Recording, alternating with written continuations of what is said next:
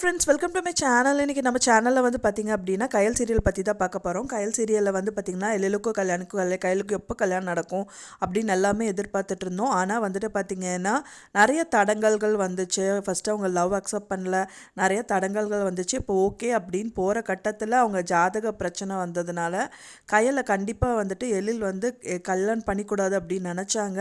ஃபைனலாக வந்து பார்த்திங்க அப்படின்னா அதுக்கு ரொம்ப பகிரங்கமாக வந்துட்டு எழில் வந்து பார்த்திங்கன்னா சாகவே துணிஞ்சிட்டாரு. அப்படின்னதுக்கப்புறம் கயல் எடுக்கிற டெசிஷன் தான் கம்மிங் எபிசோடில் வந்துட்டு ரொம்பவே வந்து விறுவிறுப்பாக காமிக்க இருக்காங்க. இப்போ தான் நம்ம சேனலை ஃபஸ்ட் டைம் பார்க்குறீங்க அப்படின்னா மறக்காமல் நம்ம சேனலை சப்ஸ்கிரைப் பண்ணிடுங்க. வாங்க நம்ம சேனலுக்குள்ளே போகலாம். இப்போ வந்து பார்த்திங்கன்னா எழிலுக்கும் கயலுக்கும் எப்போ தான் கல்யாணம் நடக்கும் அப்படின்னு பார்த்துட்டு இருந்த தருணத்தில் வந்துட்டு கயல் வந்து அதை மறுத்துட்டாங்கன்னே சொல்லலாம். அவங்க ஜாதகத்தை காரணமாக காட்டிட்டு அவங்க கல்யாணம் பண்ணிக்கவும் மறுத்துட்டாங்க. அது டைரெக்டாக எழில்கிட்ட சொல்லும்போது ஒரு பெரிய விபரீதமே நடக்குதுன்னு சொல்லலாம். அவங்க வந்து அங்கேருந்து அவங்க கன்ஸ்ட்ரக்ஷன் ஆகிற மொட்டை மாடியிலேருந்து அங்கேருந்து குதிக்கிறாருன்னே சொல்லலாம். ஏதோ ஒரு அதிர்ஷ்டவசமாக வந்துட்டு அவர் தப்பிச்சிட்டாரு. ஒரு சின்ன ஆணியில் ஊக்கில் வந்துட்டு அவரோட ஷர்ட்டு மாட்டினதுனால தான் உயிர் தப்பிச்சிட்டாருன்னே சொல்லலாம். அவங்க 2 பேரும் சேரணும் அப்படிங்கிறதுக்காக தான் அது நடந்திருக்குன்னு எதிர்பார்க்கப்படுது. ஃபைனலாக வந்து பார்த்திங்கன்னா அவங்க ஓடி வந்துட்டு அவங்கள ஹக் பண்ணிவிட்டு இனிமேல் எழில் வந்துட்டு நான் உன்னை தவிர வேறு யாரையுமே கல்யாணம் பண்ணிக்க மாட்டேன் அப்படின்னு சொல்லிட்டு அவங்க அழுகுறாங்க.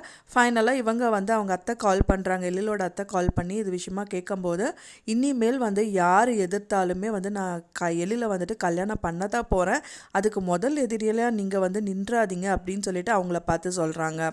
கயலுக்கு எதிராக பார்த்திங்க அப்படின்னா வந்துட்டு ராஜி அண்ட் தென் அவங்க பெரியம்மா பெரியப்பா எல்லோரும் வந்துட்டு இறங்கியிருந்தாங்க. ஆனால் புது எதிரியாக வந்து பார்த்திங்கன்னா அவங்களோட ராஜி அவங்க அத்தையோட பையனும் வந்துட்டு எதிரியாக தான் மாறியிருக்காரு. எதனால அப்படின்னு பார்த்திங்கன்னா ஏற்கனவே கயல் வந்துட்டு மனோஜை வந்து அரெஸ்ட் பண்ண சொல்லி அண்ட் தென் அவங்களுக்குள்ள பெரிய பிரச்சனை வந்துருந்தது.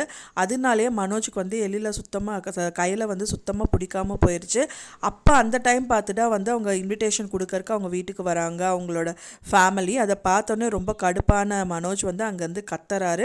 ஃபைனலாக அவரும் வந்துட்டு கயலுக்கு கல்யாணம் நடக்கூடாது அப்படின்னு சொல்லிட்டு ஏதாவது ஒரு விஷயம் பண்ணதான் போகிறாரு அப்படின்னு எதிர்பார்க்கப்படுது.